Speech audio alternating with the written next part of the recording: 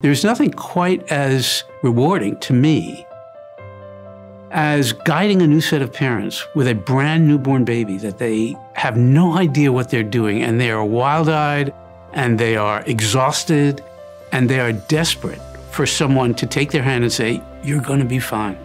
You're going to do great, and I'm going to help you along the way." That is extraordinarily rewarding. In my residency experience in the NICU, I had an interaction with a set of parents. Their baby had been born on time, but was in the NICU because they were slightly syndromic. There was something that we couldn't quite put our finger on about the child, but developmentally they did not look completely normal. And we didn't have a genetic diagnosis by any means. The baby was not needing intensive care, was not being intubated. It was in the feeding and growing part of the NICU. But there was something unusual about this baby. And so we were having a family meeting, and the parents were there, and I was there as the intern, and the neonatal fellow was there as my supervisor. And then I think there was a social worker, maybe one other person in the room. And the father, I remember distinctly asking me, "Is our baby going to walk on time? Is she going to talk on time?"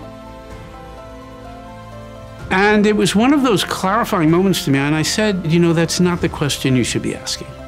It's not the important question. And in fact, the most important question is the only question you can answer.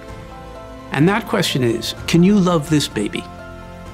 And if the answer to that is yes, I can sit here and guarantee to you that that baby will achieve the greatest degree of development that they can possibly achieve because of that answer. That's the answer that you want to give." And I think that's right. I mean, I think one of the things I try to convey to new parents, or even older parents, is the importance of love. And by that, this is not a kind of a woo-woo sort of touchy-feely thing.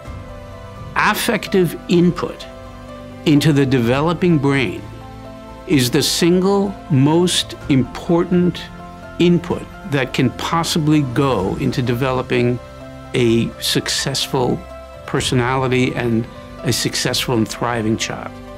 And that is totally within the capacity of a parent to deliver, as long as a society, we give the parent enough resources to do it. But that is really what the key about pediatric development is. It's all about the love. It really is.